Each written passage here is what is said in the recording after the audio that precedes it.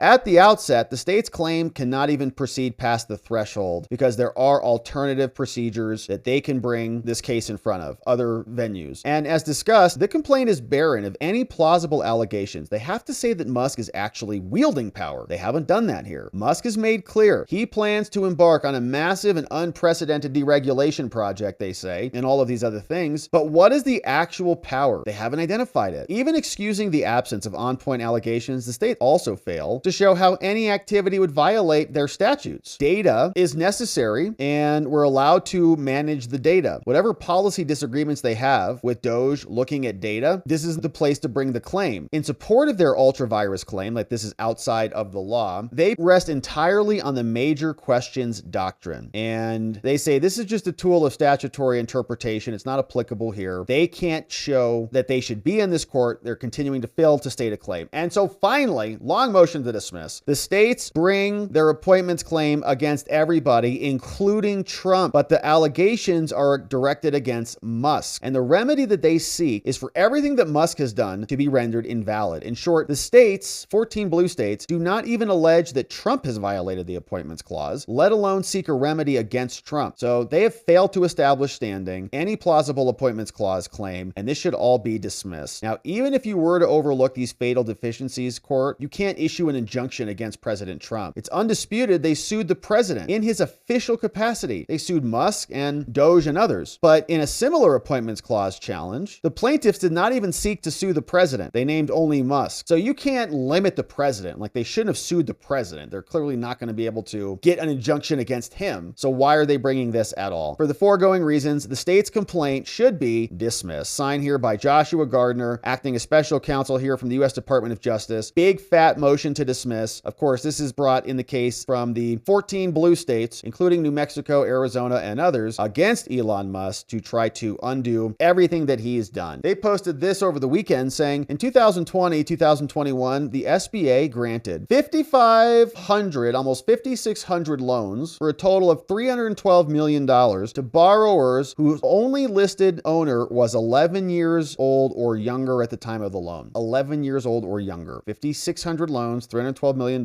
They say it's possible to have business arrangements where this is legal. That is highly unlikely for these 5,600 loans, as they all used a social security number with the incorrect name. Oh no, man, that's a lot. So DOGE, Elon, SBA, they're working to solve this problem this week. Weird. I'm sure there's an explanation for this. Probably Greta needed a couple $2 billion. So you can see that Elon was also out talking about this, and people are unhappy with Elon. They're suing him. The blue states are lecturing him. And now it sounds like even the Ukrainians are trying to take out X. Here's what Elon said about that today. There was a cyber attack on X today, which shut it down and may have been foreign sourced. It's a big story. You want to give us a moment on that? We're not sure exactly what happened, but there was massive cyber attack to try to bring down the X system with IP addresses originating in the Ukraine area. Oh, the Ukraine area. Isn't that curious? The Ukraine area. Now, Elon also said this. He said there's been a lot of waste, fraud, and abuse, and we're going to get to the bottom of it. Here was Elon. But I think we're doing the right thing here. There's been a tremendous amount of waste and fraud in the government. You saw a lot of that. If you look at the Inspector General reports and the Government Accountability Office, there have been many audits that have pointed out that there's a tremendous amount of waste and fraud in the government. In fact, there was a report issued by the GAO, the Government Accountability Office, last year. So during the Biden administration, which estimated the federal government fraud to be $500 billion. So just to be clear, that's not a Trump administration thing, that's a Biden administration thing. So all we're trying to do is get that number down to a much smaller figure, save money for the American taxpayer, stop money being spent on things that I think very few taxpayers would agree make sense. Transgender animal surgeries or American tax dollars being spent on this. And the president's